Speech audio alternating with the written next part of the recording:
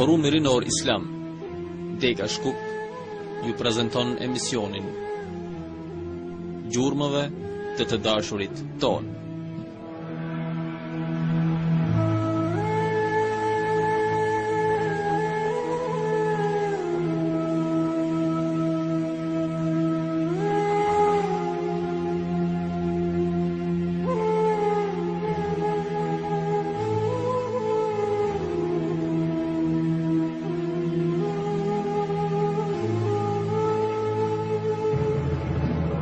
Do të përmendim shkurtimisht biografinë e profetit sallallahu alaihi wasallam. Jetim, pa baba dhe nën, i vetëm, pa motra dhe vëllezër. Nga kjo mësoj realitetin e kësaj bote, e cila do të përfundoj një ditë. Ka ndryshuar 5 shtëpi të ndryshme.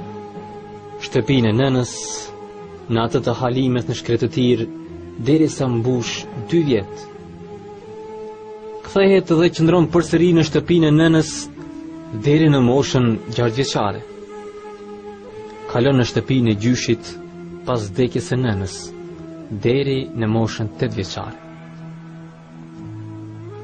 Me vdekjen e gjyshit kalon në shtëpinë e xhaxhait, ku jeton deri në moshën 25 vjeçare, ku martohet me Khadija.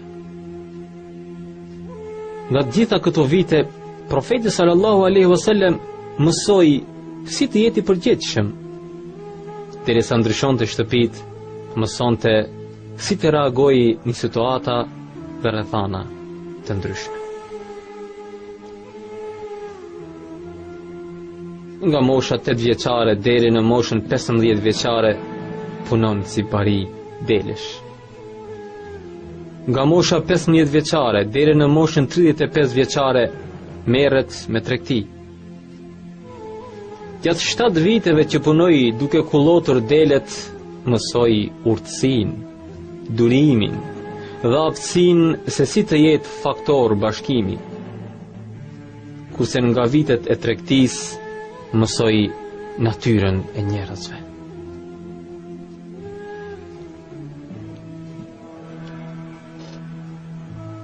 Profeti sallallahu alaihi wasallam ishte i varfër, por rrithte nga një nga familjet më të larta në mes të arabëve. Kështu, ai ishte afër të varfërve dhe jo aq larg të pasurve në nivelin shoqëror.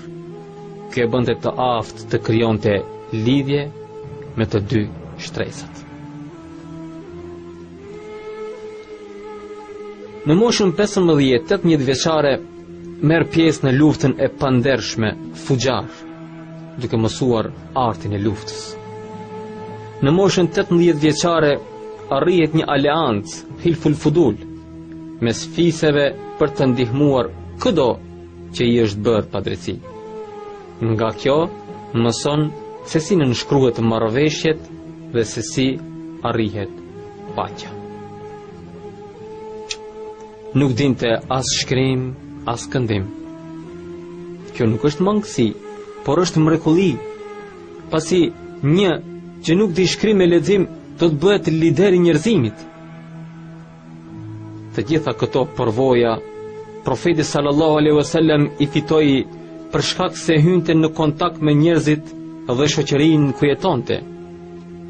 Ai blinte dhe shiste, merrte pjesë në luftra dhe në paqe. Me këtë duam të përqejmë një mesazh të rëndësishëm të rinjve musliman dhe të themi: mësoni nga profeti juaj, mos u tërhiqni dhe të mbylleni në vetvete. Personalitetin e tij e shtuan këto përvoja të shumta.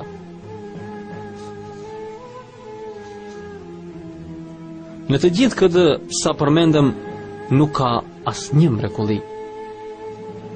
Po të shohim të gjitha këto përvoja, profeti sallallahu alaihi wasallam i fitoi nga jeta. Ati mund t'i jepeshin dhe duke fjetur këto, por duhej t'i fitonte nga shkolla jetë. Ka ardhur koha që të rinjt tanë të marrin pjesë në çështjet e vendit. Ne nuk kemi përse ta braktisim fushën sociale dhe atë politike.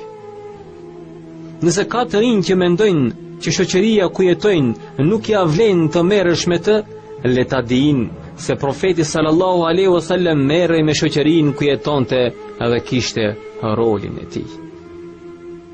Ne kemi nevojë për të rinj që janë pjesëmarrës në fusha të ndryshme, duke formuar një brez që kontribuon në ndërtimin e vendit.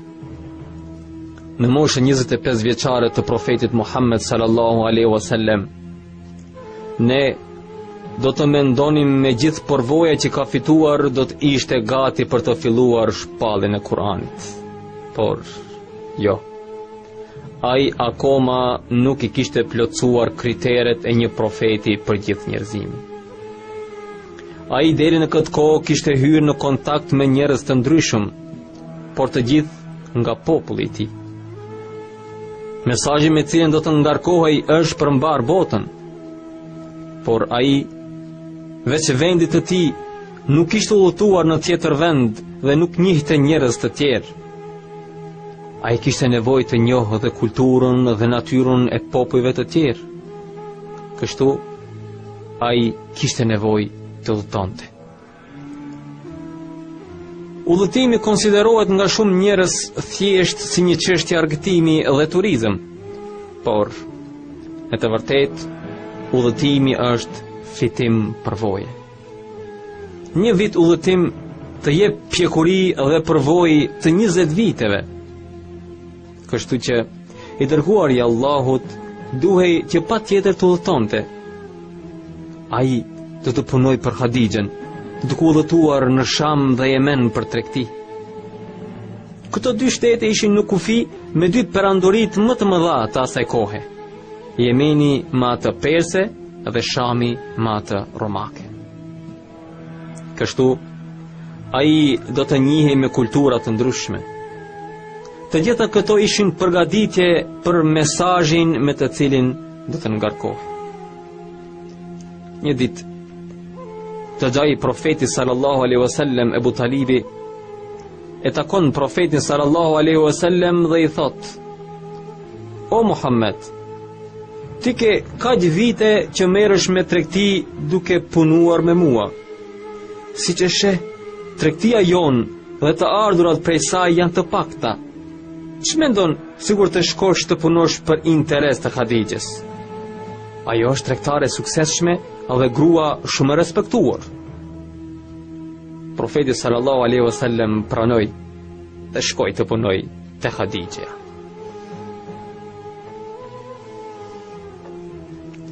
Dikush mund të thotë, si pranoj që të punësohet te një grua? Po, pasi Muhamedi sallallahu alaihi wasallam nuk e kishte këtë mendim për gratë. Ai shihte gratë me respekt dhe vlerësim dhe nuk e konsideronte turp që të punësohej te një gruaj. Ai do të komunikonte dhe bisedonte me të, por brenda kufive të lejuar dhe këtu nuk ka asgjë të keq. Kështu o vëlla, mëso nga profeti yt mënyrën e komunikimit dhe natyrën e marrëdhënieve me gratë. Hadixha nuk ishte një grua e zakont, por ishte shumë e zgjuar. Ajo ishte 43 vjeçe dhe ishte martuar 2 herë, por burrat I kishin vdekur. Ishte shumë e suksesshme në tregti. Pasuria nuk I kishte ardhur rastësisht, por e kishte vënë me mund dhe kishte derdhur djers. Kështu, shkoi xhaxhai profetit sallallahu alaihi wasallam Ebu Talibi dhe I kërkoi që ta punësoj Muhammedin. Ajo pranoi, por fillimisht I dha që të tregtonte gjëra të vogla në udhëtime të shkurtra. Kjo me qëllim që të provojmë ndershmërinë dhe sinqeritetin e tij. Me Muhammedin sallallahu alaihi wasallam dërgon dhe një skllav të cilin e kishte rritur vet, me Iseren, me qëllim që ta kontrolloj. Profeti sallallahu alaihi wasallam niset me Iseren dhe kryen 3 udhëtime tregtie në Yemen, por me mall jo aq të madh. Pasi kthehen nga udhëtimi I tretë, Khadija e pyet Mejseren mbi Muhammedin sallallahu alaihi wasallam. Ai përgjigjet: kur nuk më ka zënë në syt njeri të tillë, nuk kam pa njeri besnik të sinqert dhe punëtor si Muhammedi. Ne kemi shembullin më të mirë në profetin ton sallallahu alaihi wasallam. Ai punën e merrte seriozisht dhe punonte gjithë ditën. Është për të ardhur keq kur dëgjojnë të rinj që thonë që unë dua të punoj dhe të jemi suksesshëm, por nuk jam gati të filloj. Kurse profeti sallallahu alaihi wasallam që në moshën 8 vjeçare fillon të punoj si bari delesh, më pas fillon tregtin me xhaxhain e tij. Ai kërkonte suksesin dhe derdhte djerës për të arritur. Është turp për ne të rinj sot që punojmë vetëm 2 apo 3 orë në ditë dhe pretendojmë se e duam profetin sallallahu alaihi wasallam. Mos thuaj se e dua profetin sallallahu alaihi wasallam, mos qaj në namaz nga dashuria për të, në një kohë që ti nuk punon si ai.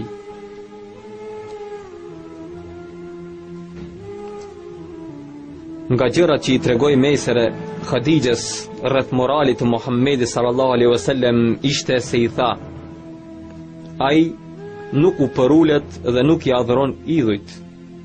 Ai ishte si ti, o i Khadijë.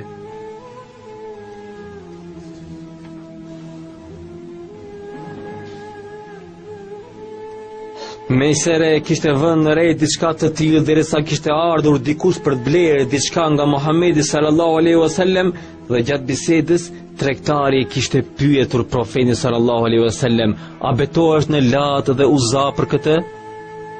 Kurse profeti sallallahu alaihi wasallam ja kishte kthyer: unë nuk ja adhuroj që të betohem në ta. Këto fjalë arritën te Hadixha.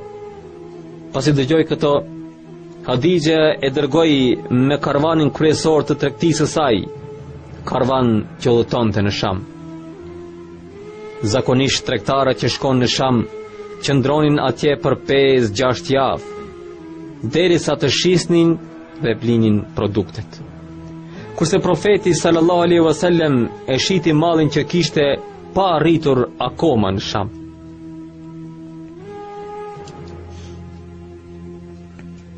Shumë njerëz mendojnë që profetët janë njerëz që thonë fjalë rreth fesë dhe Zotit dhe janë dështak në jetë, dhe se fetarët janë njerëz që veç xhamis nuk dinë gjë tjetër. Kurse Muhamedi sallallahu alaihi wasallam para se të jetë profet ishte i suksesshëm në jetë dhe tregti. Historia e profetit Muhammed sallallahu alaihi wasallam është histori e një njeriu të suksesshëm. Në çdo hap të jetës ai ishte i suksesshëm, pa i ndodhur mrekulli të pazakonta. Është mrekulli që të gjitha këto nuk ishin mrekulli, pasi kjo do të thotë që diçka e tillë është e mundur. Nëse do të ishin mrekulli, ne padyshim që do shprehnim habinë dhe simpatinë tonë për profetin sallallahu alaihi wasallam, por nuk do të mund të ndiqnim të njëjtën përvojë. Suksesi dhe përvoja që fitoi profeti sallallahu alaihi wasallam na japin forcë dhe na bëjnë të mendojmë që me durim dhe gradualisht mund të arrijmë çdo gjë. Ideja e veprimit në mënyrë graduale është ide islame dhe profetike. Krahas arritjeve dhe suksesit që kishte deri në këtë kohë, Muhamedi sallallahu alaihi wasallam akoma nuk ishte i gatshëm për tu ngarkuar me mesazhin hynor. Si profet dhe shembull për të gjithë njerëzimin, ai akoma nuk ishte realizuar diçka tjetër, me cilën meritonte të ishte model për gjithë. Ajo që i mungonte tani ishte familja. Duhej të ishte i martuar dhe i suksesshëm në jetën bashkëshortore, me qëllim që të na mësoj si të arrijmë qetësinë familjare. Kështu, Muhamedi sallallahu alaihi wasallam martohet me Khadijën. Ai që e mori nismën për diçka të tillë nuk ishte Muhamedi sallallahu alaihi wasallam, por ishte vetë Khadijja.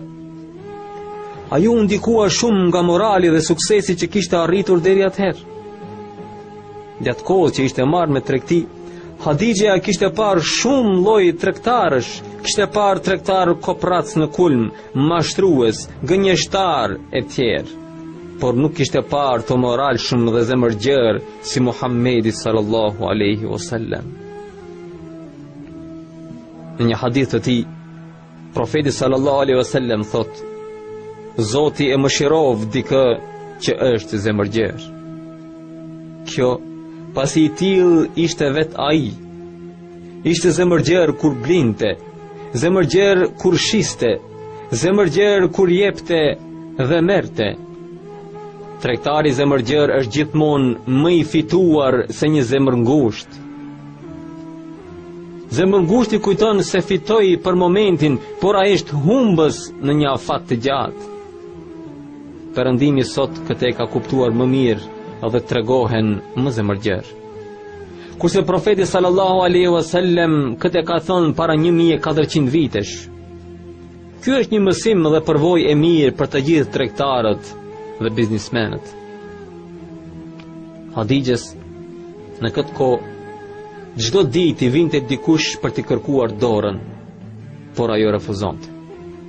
Edhe pse ishte 40 vjeçe, ajo e ruante bukurinë dhe gëzonte respektin e gjithëve. Të gjithë që e kërkonin ishin nga paria e Kurejshëve. Një ditë, derisa po bisedonte me shoqen e saj Nefisen, Hadixha po i tregonte mbi moralin, madhështinë dhe vlerat që kishte parë te Muhamedi. Shoqja e saj Nefise e kuptoi dhe i tha: O Hadixhe, a dëshiron që ti flas? Hadixha e pyeti: Ti flasësh për çfarë? Nefisja ja ktheu: Që të martohet me ty. Ja ktheu: Mirë. Të ndalemi e ta sqarojmë pak këtë çështje. Pyetja e parë që të vjen në mend është: a është e pranueshme që një grua të kërkojë të martohet me dikë? A është e pranueshme që gruaja ta zgjedh burrin e saj? A është e pranueshme që gruaja të ketë ndjenja të tilla? Sigurisht se po. Por derisa diçka e tillë ndodhi me njeriun më të mirë dhe vulin e profetëve, diçka e tillë është e pranueshme. Por problemi qëndron në mënyrën se si ja shpreh. Dhe të jemi më të hapur. Oj motër, kur mos ja afro veten dikuj në një mënyrë që nuk të shkon për shtati, mos ja ul vetes vlerat. Hadixha e pëlqeu Muhamedit sallallahu alaihi wasallam, por nuk i foli vet, por dërgoi dikë tjetër dhe dërgoi një grua të mençur, jo çdo lloj shoqeje. Mënyra se si tha Nefisja Muhamedit sallallahu alaihi wasallam për çështjen e Hadixhës është tepër e veçantë. Nga mënyra se si propozoi Nefisja, ne mësojmë sot pas 1400 vitesh. Ajo i tha: O Muhammed, a je martuar? Jo, ju përgjigj. Po përse nuk martohesh? Ai i tha: Po kush martohet me mua? Unë jam i varfër. Nefisja i tha: Hadixha. Profeti sallallahu alaihi wasallam e pyeti: Po a pranon ajo? Nefisja ja ktheu: Do e pyes një herë. Kur mos ja ul vlerat vetes o motër dhe ti jesh ti ajo që i propozon dikujt për martesë. Mund të kesh ndjenja të tilla, por nëse do t'i thuash, zgjidh dikë tjetër të mençur dhe zgjuar, me qëllim që të mos dukesh mall i lirë. Është në natyrën e burrit që nëse gjen një grua të lirë, i mërzitet shpejt dhe nuk e do. Për këtë, Islami ka caktuar pajen apo meherin dhe ka caktuar si kusht dhe pëlqimin e babait të vajzës, krejt me qëllim që t'i rriten vlerat vajzës. Ky është shkaku që shumica e bashkëjetasve përfundojnë me ndarje, pasi ishte një mall shumë i lirë dhe i pavlerë. 2 ditë pasi kishte biseduar me Muhamedit sallallahu alaihi wasallam, Nefisja e takon përsëri dhe i thot: Hadixha pranoi të martohet me ty dhe më tha: A gjendet njëri tjetër si Muhamedi? Se ja kështu martohet profeti sallallahu alaihi wasallam me Khadijën dhe kjo martesë do të vazhdoi për 25 vjet. Po të shohim diferencën e moshë mes profetit sallallahu alaihi wasallam dhe Khadijës, ishte 15 vjet. Profeti sallallahu alaihi wasallam ishte 25 vjeç, kurse Khadijja 40 vjeçare. Pyetja që lind është: a mund të jetë martesë e suksesshme një martesë me diferencë moshe të tillë? Suksesi një martese të tillë dhe çdo lloj martese të përafërt kushtëzohet me diçka tjetër shumë të rëndësishme, që është pjekuria e burrit. Kur një burr dhe një grua janë në një moshë, në të shumtën e rasteve më i pjekur nga të dy është gruaja. Duke qenë gruaja më e pjekur, do të fillojnë edhe të lindin probleme për shkak të mënyrës se si i shohin dhe konceptojnë gjërat. Për këtë, preferohet që gruaja të jetë më e vogël në moshë se burri. Por ajo që shohim në martesën e profetit sallallahu alaihi wasallam është se ai ishte 15 vjet më i ri se Khadijja. Kjo për shkak se ai e kishte arritur pjekurinë e duhur dhe kjo e kompenzonte ndryshimin në moshë. Kështu që suksesi një martese ku ka ndryshim moshe mes dy bashkëshortëve është i kushtzuar me pjekurinë e burrit dhe të gruas. Një ndryshim tjetër i madh në martesën e profetit sallallahu alaihi wasallam me Khadijën është edhe pasuria. Profeti sallallahu alaihi wasallam ishte i varfër, kurse Khadijja ishte e pasur. Unë dua të theksoj që pasuria nuk konsiderohet problem në martesë. Problem do të ishte nëse do të kishte ndryshim në nivelin shoqëror. Nëse gruaja do të ishte nga një shtresë e lartë në shoqëri, kurse burri nga shtresa e ulët. Kurse profeti sallallahu alaihi wasallam dhe Khadijja vinin pothuajse nga e njëjta shtresë shoqërore. Madje profeti sallallahu alaihi wasallam ishte pak më lart, pasi rrihte nga familja më e mirë te Qurayshit. Islami nuk i kushton rëndësi pasurisë, por i kushton rëndësi nivelit dhe shtresës shoqërore. Megjithëse Khadijja ishte më e pasur, ai që do të mbante shtëpinë pas martese ishte vetë Muhamedi sallallahu alaihi wasallam, pasi ai ishte kryetari i familjes dhe tani kishte mbledhur të holla dhe kishte krijuar tregtinë e tij.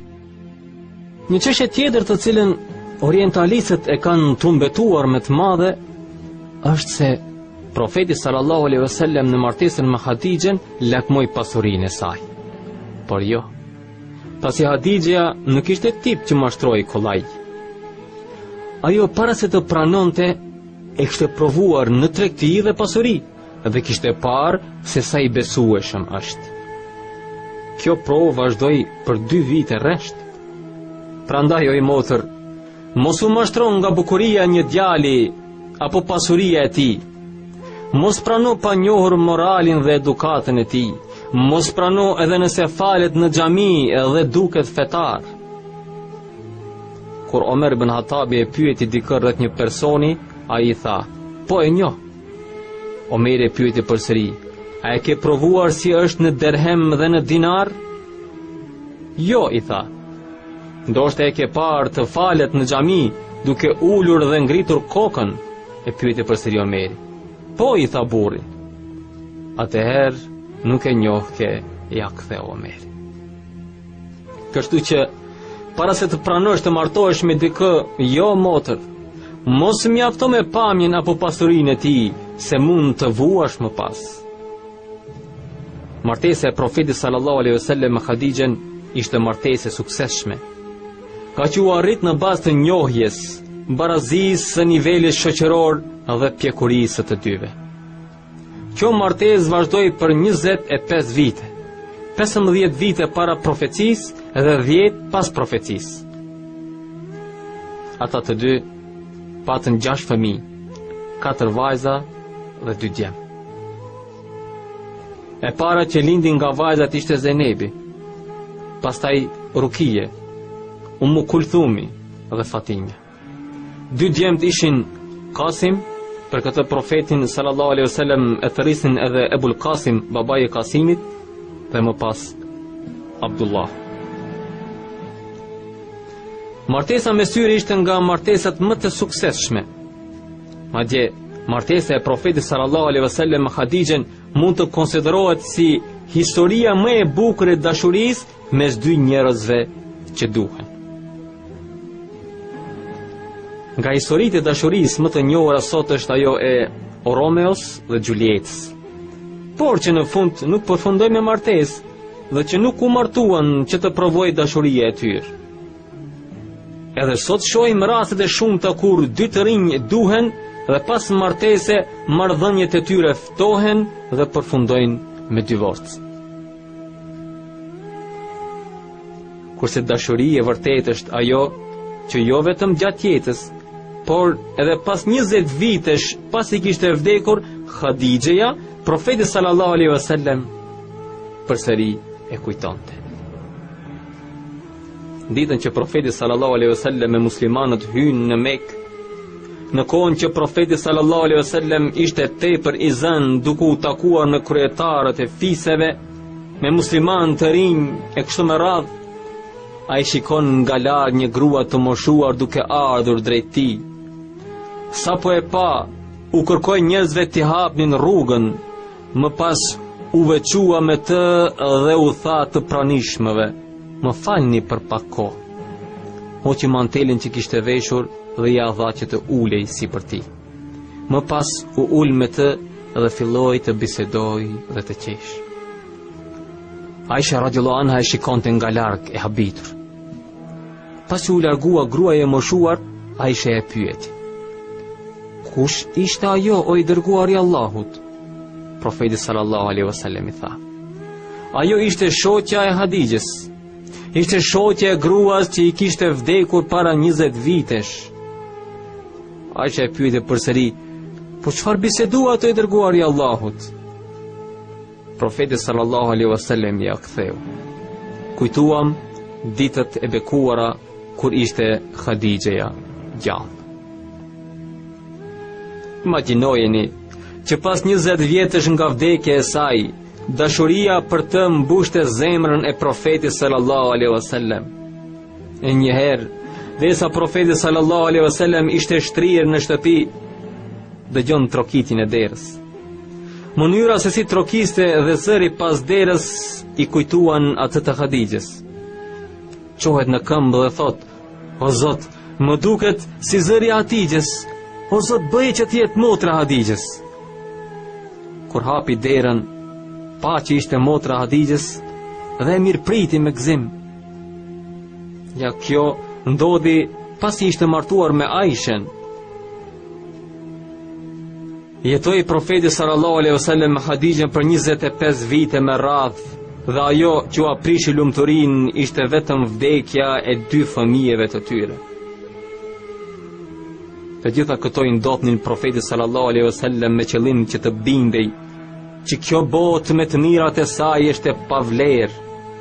Kështu ai përgatitej për mesazhin me cilin do të ngarkohej.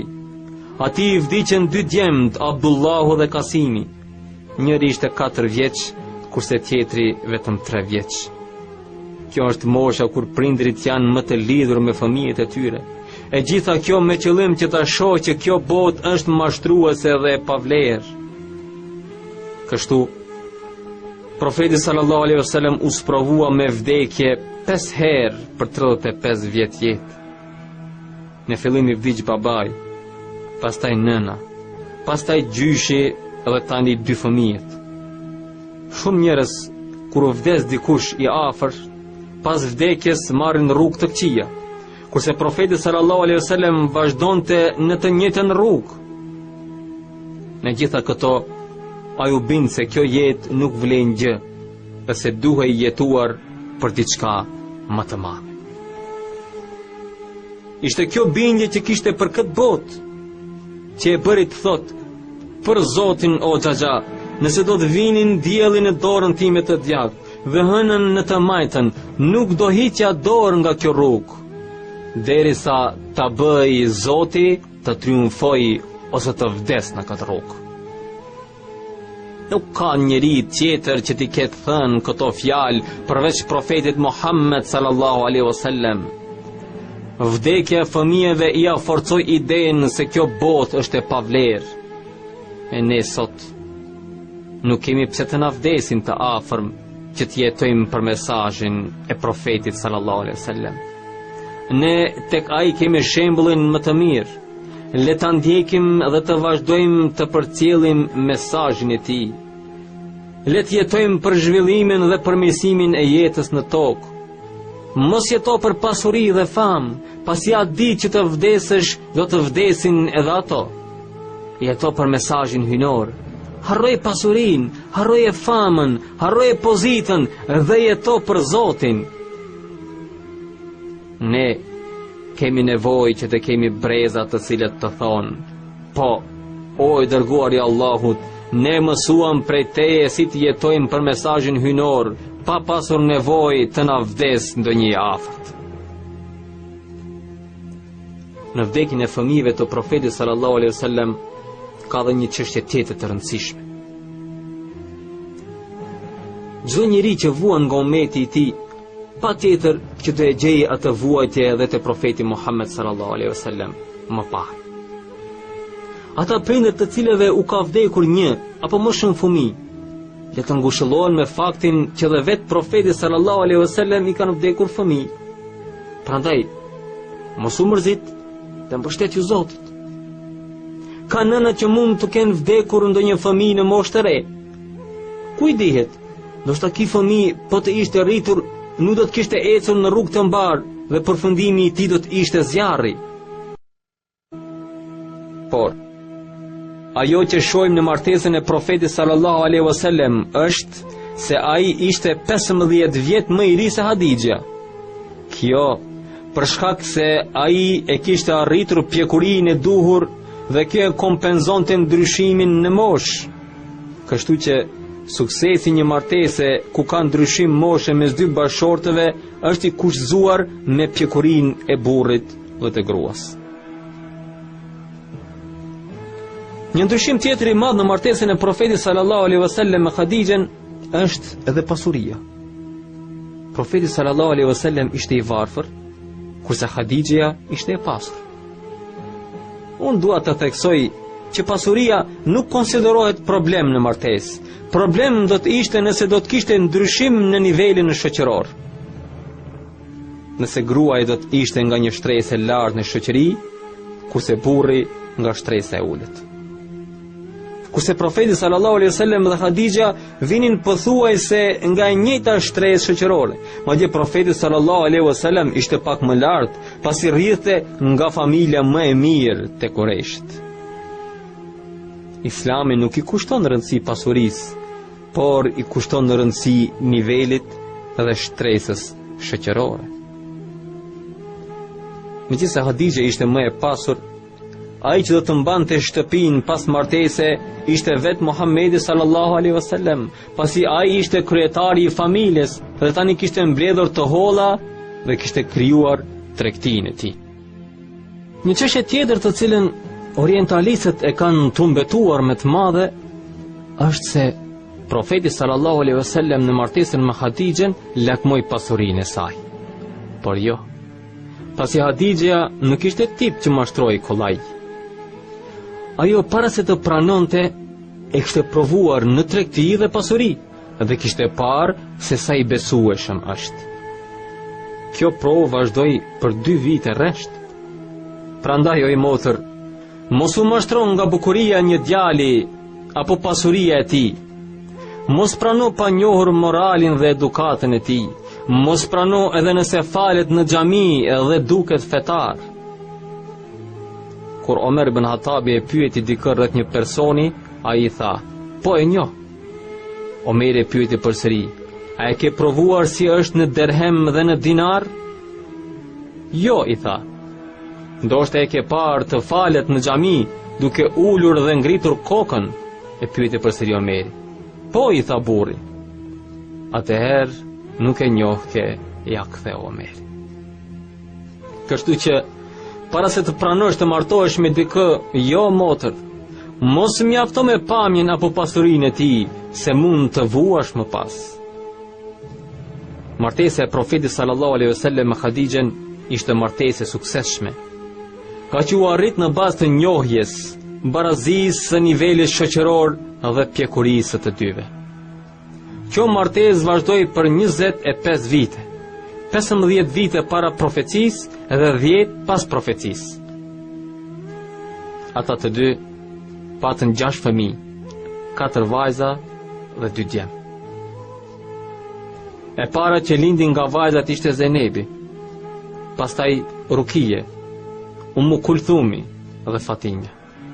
2 djemt ishin Kasim, për këtë profetin sallallahu alaihi wasallam e të rrisin edhe Ebul Kasim, babai i Kasimit, dhe më pas Abdullah. Martesa me syri ishte nga martesat më të suksesshme. Madje martesa e profetit sallallahu alaihi wasallam me Khadijën mund të konsiderohet si historia më e bukur e dashurisë mes dy njerëzve që duhen. Nga historitë e dashurisë më të njohura sot është ajo e Romeos dhe Julietës, por që në fund nuk përfundoi me martesë dhe që nuk u martuan që të provojë dashuria e tyre. Edhe sot shohim raste të shumta kur dy të rinj duhen dhe pas martese marrëdhëniet e tyre ftohen dhe përfundojnë me divorc. Kurse dashuria e vërtetë është ajo që jo vetëm gjatë jetës, por edhe pas 20 vitesh pasi kishte vdekur Khadijëja, profeti sallallahu alaihi wasallam përsëri e kujtonte.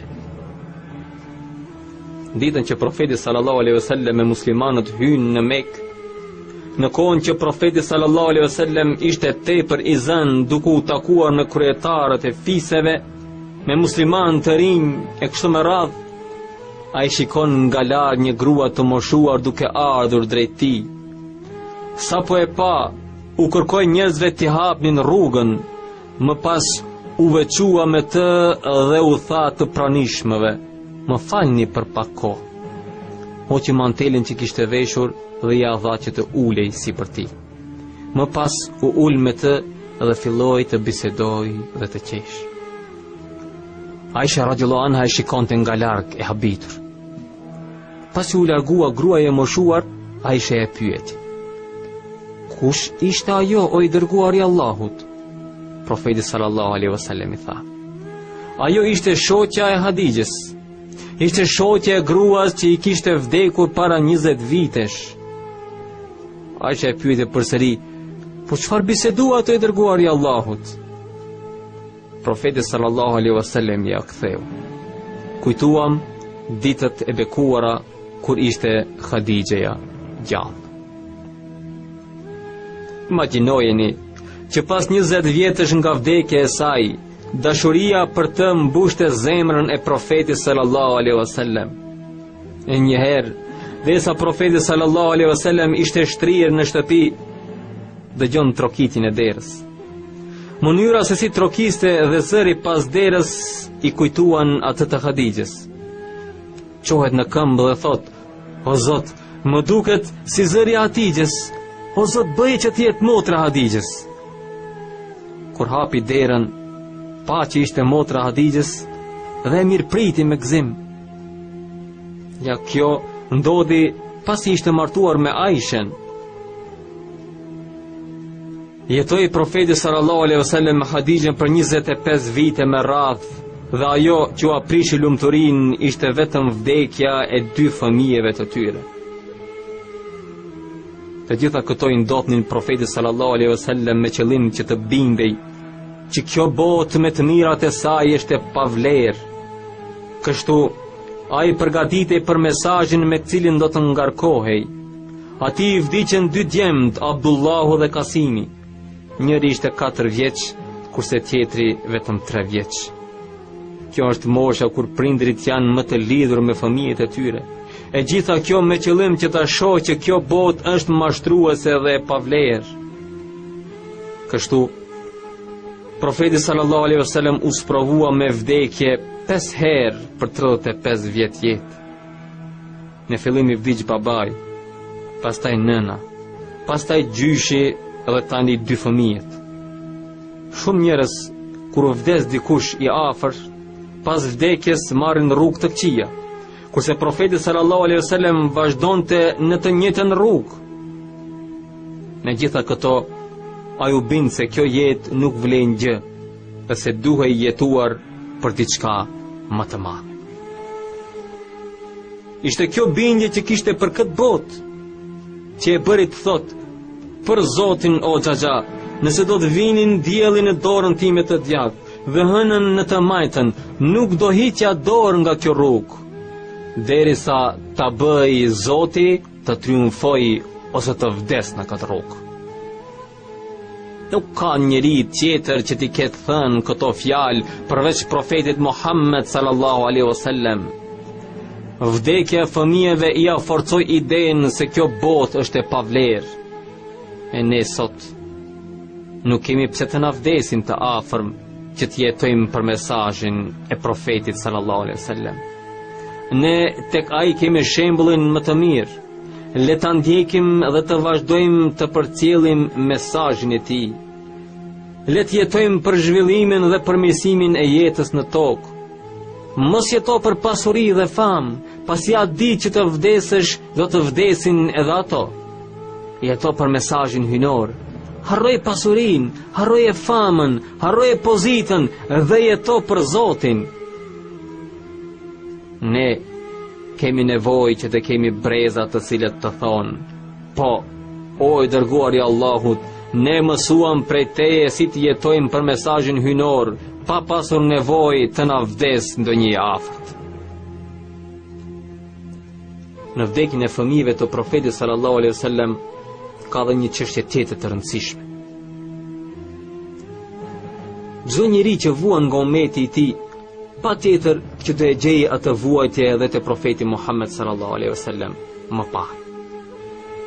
Ata prindër të cilëve u ka vdekur një apo më shumë fëmijë, le të ngushëllohen me faktin që dhe vetë profeti sallallahu alaihi wasallam i kanë vdekur fëmijë. Prandaj, mos u mërzit dhe mbështetju Zotit. Ka nëna që mund të kenë vdekur ndonjë fëmijë në moshë të re. Ku i dihet, ndoshta ky fëmijë po të ishte rritur, nuk do të kishte ecur në rrugë të mbar dhe përfundimi i tij do të ishte zjarri. Në çastin që Velid ibn Mughira qelloi për herë të parë me kazm për ta prishur, të gjithë të pranishmit jam mbathën në shtëpi nga frika se mos ndodhë diçka.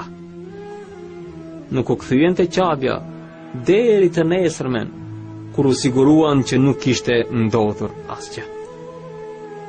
Qabja do të rindërtohej me të holla që të mblidheshin nga banorët. Për këtë Kurejshët kishin vendosur një kusht.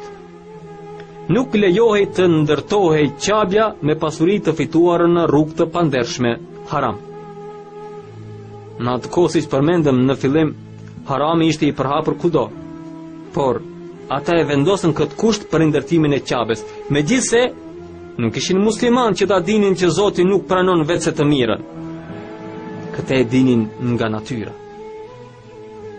Ashtu siç ndodh me macën që kur jep diçka vjen dhe e han pranteje pa pasur frikë. Kurse nëse e rrëmben atë, largohet me të shpejt dhe e han diku jashtë, pasi e din që veproi diçka jo të mirë.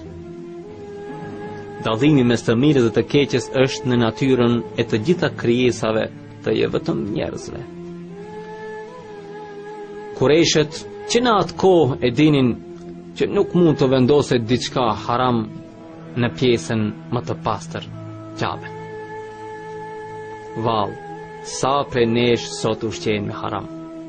Sa prej nesh ushqejnë familjet dhe fëmijët e tyre me haram. Profeti Muhammed sallallahu alaihi wasallam thot: çdo pjesë trupi që rritet me haram meriton zjarrin. Nëse fiton pasuri haram me qëllim që të garantosh të ardhmen e familjes, dije se me këtë ti po e shkatron të ardhmen e fëmijëve në këtë botë dhe në tjetër. Fitimi i pasurisë në rrugë haram nuk është vetëm në vjedhje, abuzime dhe rishfete. Fitim në rrugë haram sot është edhe mos respektimi i të drejtës së autorësisë. Perëndimi sot i ka kushtuar shumë rëndësi autorësisë së botimeve dhe produkteve televizive. Ndalohet rrepsisht botimi dhe kopjimi i çdo lloji produkti pa lejen e autorit. Ajo që ndodh sot është se ka shumë të rinj që arrin të prodhojnë programe kompjuteri me qëllim zhvillimin e vendit. Ajo që ndodh është se të tjerët i marrin këto programe dhe i kopjojnë me mijëra kopje. Pasojat e një veprime të tillë janë se projekte të mëdha dështojnë, pasi nuk sigurojnë të ardhura për vazhdimsi dhe vendi nuk ka zhvillim. Kjo ndodh me kasetat, librat dhe çdo produkt tjetër. Zoti është i mirë dhe nuk pranon vetëse të mirën. Pasi e prishën ndërtesën e Qabes, Kureshët filluan të rindërtojnë. Ndërtimi i Qabes në atë kohë konsiderohej si privilegj për fisit. Kështu, çdo fis vendoste nga një gur qosheje, dje e cila edhe kjo ishte privilegj. Pasi përfundoi gjithë ndërtimi i Qabes, beti diçka e vogël, kush dhe e vendoste gurin e zi në qosh. Çdo fis mendonte që guri i zi u takonte atyre ta vendosin në qosh. Puna arriti deri te lufta. Benu Adi morën disa enë të mbushura me gjak dhe i lyen duart me gjak. Kjo do të thoshte që ose të vendosim gurin ose jemi gati për luftë. Kjo gjendje vazhdoi e tillë për 3 ditë radhazi. Ditën e tretë, Velit ibn Mughira u tha: "Ne të gjithë e pranojmë shortin." "Po," i tha, "ç'mendoni që të lëm të vendos për këtë çështje personin e parë që të vijë nga ky drejtim dhe sido që ta ndaj ai, të pranojmë të gjithë." Të gjithë i thanë: "Dakord jemi." I pari që hyri nga drejtimi që prisnin ishte Muhamedi sallallahu alaihi wasallam. Sa po e pan që ishte ai, të gjithu guzuan dhe thanë: "E pranojmë të besueshëm, e pranojmë të besueshëm." Me këtë, profeti sallallahu alaihi wasallam merrte dhe dëshminë e banorëve të Mekës. Për këtë Allahu i Madhërisht në Kur'an thot: "E ata nuk të gënjejnë ty, por ata mizor mohojnë argumentet e Allahut." Al-An'am 33. Në këto momente shfaqen aftësitë e profetit sallallahu alaihi wasallam në zgjidhjen e konflikteve. Menjëherë sapo dëgjoi problemin, ai u kërkoi një pëlhur të madhe dhe i urdhëroi ta shtrinin larg Qabes. Mori gurin e zi dhe e vendosi në mes të pëlhurës. Më pas urdhëroi përfaqësuesit e çdo fisi që ta kapnin pëlhurën te cepat dhe ta mbanin gurin e zi dhe ta çonin te qabja. Shkaku se përse e çoi pëlhurën larg ndërtesës së Qabes është me qëllim që derisa të mbanin në pëlhur gurin, të ndjekin pak lodhje derisa ta afronin pranë Qabes. Me lodhjen që do të ndjenin, ata do e largonin vëmendjen nga konflikti dhe do të ndiheshin mirë të gjithë, pasi do të dukej që kishin bërë diçka. Me ta arritur pranë skajit ku të vendosi guri, profeti sallallahu alaihi wasallam e mori gurin dhe vendosi në vendin e tij.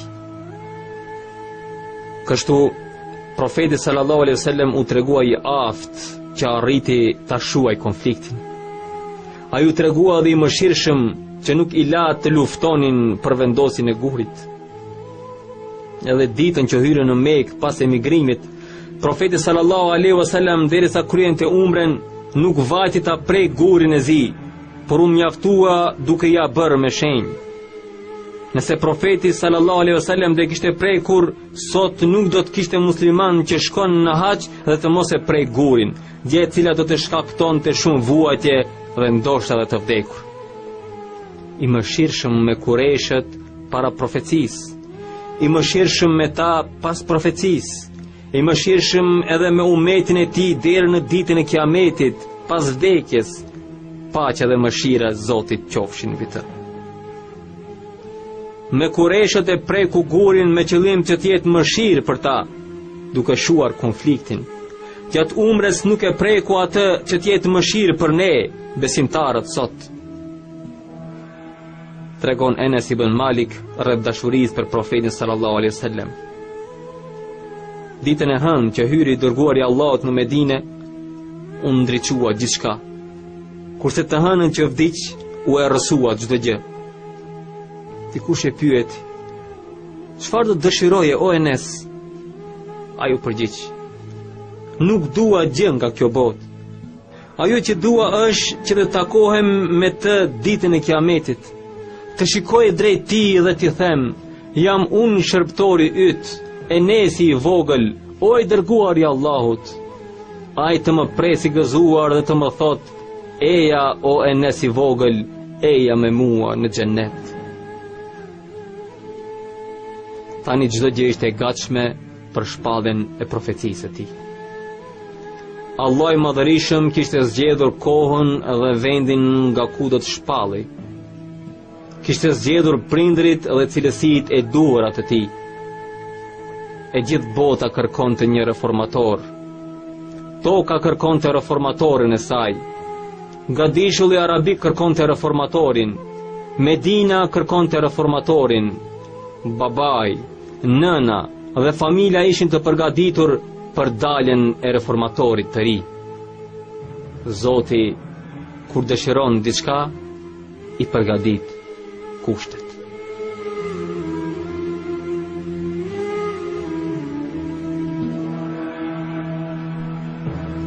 Autori tekstit Amr Khalid, lexoi Kenan Ismaili. Ilustrimi artistik Florent Rustemi.